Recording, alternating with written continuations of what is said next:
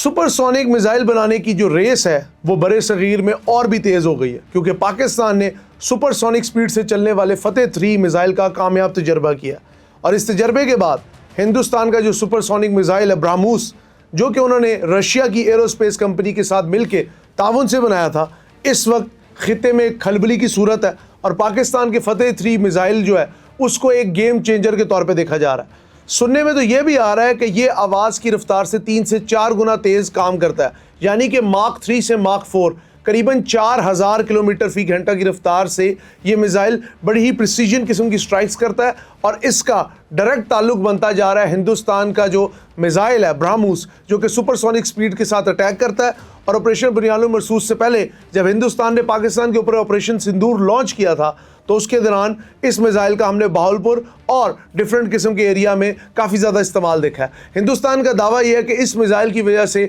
उन्हें खित्ते में एक किस्म की बालादस्ती और एक किस्म की मिसाइल टेक्नोलॉजी में हेजमनी हासिल है। लेकिन after the successful test of Fateh missile, जो कि फतेह सीरीज़ का तीसरा मिसाइल है, तो इस बात की बहुत ज़्यादा अगर देखा जाए तो इस बात का कभी इम्कान है कि पाकिस्तान हिंदुस्तान को एक टफ टाइम देगा मिसाइल मार्केट के अंदर और मिसाइल टेक्नोलॉजी के अंदर। ये सारी क्या डेवलपमेंट है आज के व्लॉग में इसी को डिस्कस करेंगे। अस्सलाम वालेकुम, मेरा नाम है Hamza Sajid Rana and you are watching JP digital vlog.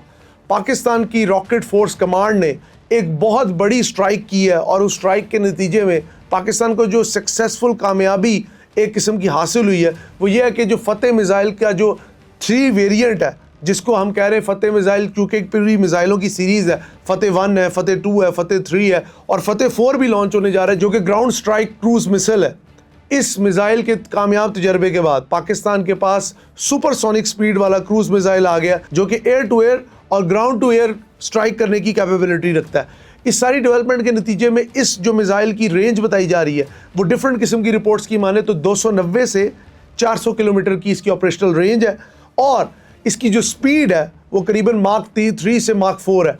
आवाज़ की रफ्तार से 3 से 4 गुना तेज़ ये मिसाइल है, करीबन 4000 किलोमीटर फ़ी घंटा की रफ्तार से ये जाके अपने जो टारगेट है उसे बड़े ही प्रिसीजन और बहुत ही एक्यूरेसी के साथ हिट करता है। हिंदुस्तान के जो फौजी हल्के हैं, जिसमें प्राइमरली हिंदुस्तान एरोस्पेस है, हिंदुस्तान के डिफरेंट किस्म के दवाई इदारे हैं, सिपरी है, ये सारे कहते हैं कि हिंदुस्तान की जो मिसाइल कैपेबिलिटीज़ है, जो कि ब्राह्मोस है, जो कि उन्होंने हिंदुस्तान के साथ मिल के बनाया था, इस ब्राह्मोस का जवाब है फतेह 3 मिसाइल की टेक्नोलॉजी। ये मिसाइल जो है ये अगर देखा जाए ये बहुत ही लो एल्टीट्यूड पे फ्लाई करता है। अगर आप देखें तो इसका जो फ्लाइंग सिस्टम है वो ये है कि ज़मीन के बिल्कुल कहते हैं ना सतह के साथ बहुत ही करीब रह के रडार से बचते हुए। और इसके अंदर एक और जो टेक्नोलॉजी यूज़ की गई है वो फायर एंड फॉरगेट है, कि अगर आप इसको मिसाइल को चला दें और भूल जाएं, ये अपना रास्ता खुद ही तलाश करता है, क्योंकि ये सैटेलाइट के साथ उस वक्त कनेक्टेड होता है और जब तक ये अपने जो टारगेट को स्ट्राइक नहीं कर लेता उससे पहले तक इसका जो सैटेलाइट के साथ राब्ता है वो मुस्तकिल तौर पर लिंक होता है। इसके अलावा जो इस मिसाइल के अंदर बहुत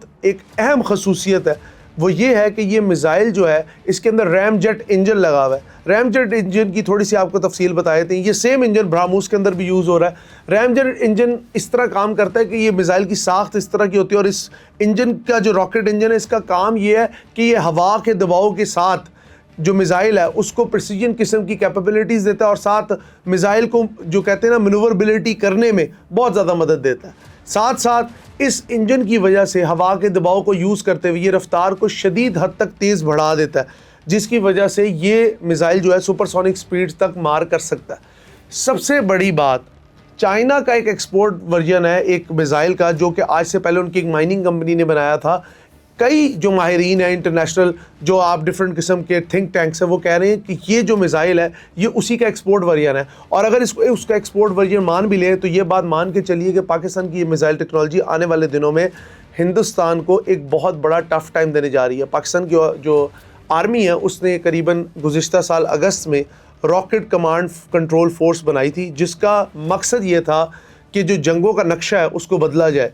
अब जंगें ना हवाई जहाज़ों से होंगी, ना टैंक से होंगी, ना डिफरेंट किस्म की ग्राउंड कॉम्बैट वॉरफेयर से होंगी। ये चीज़ें किस्सा पारीना हो गई। लेकिन अगर आज की बात करें तो जो मिसाइल टेक्नोलॉजी है, प्राइमरीली क्रूज मिसाइल टेक्नोलॉजी, ये बैलिस्टिक मिसाइल से इसलिए बेहतर है, एक तो इसका प्रिसीजन जो रेट है वो बहुत ज़्यादा है, इसका स्ट्राइक रेट 100% है, और सबसे बढ़कर इसका जो मास लेवल डिस्ट्रक्शन है वो हम देख चुके हैं डिफरेंट किस्म की जंगों में। पाकिस्तान ने ऑपरेशन बुनियानुल मसूस को जब लॉन्च किया था तो फतेह 1 और फतेह 2 को लॉन्च किया था, जिसके ज़रिए हमने डिफरेंट किस्म की वीडियोज़ भी देखी आर्मी रॉकेट कमांड फोर्स की। इस वक्त पाकिस्तान के पास दिस इज़ हाई टाइम कि पाकिस्तान ग्राउंड कैपेबिलिटी के भी डिफरेंट किस्म के क्रूज़ मिसाइल को बनाए, क्योंकि इससे पहले पास बाबर सीरीज़ के क्रूज़ मिसाइल हैं जिनकी जो स्ट्राइक कैपेबिलिटी है वो तो बहुत अच्छी है, लेकिन साथ साथ ये बात भी रोज़े रोशन की तरह आया है कि वो सब सोनिक स्पीड्स पे काम करते, सुपरसोनिक स्पीड पे नहीं काम करते। तो फतेह 3 and Fateh 4 will be a game changer for the whole subcontinent region, and the Indian authorities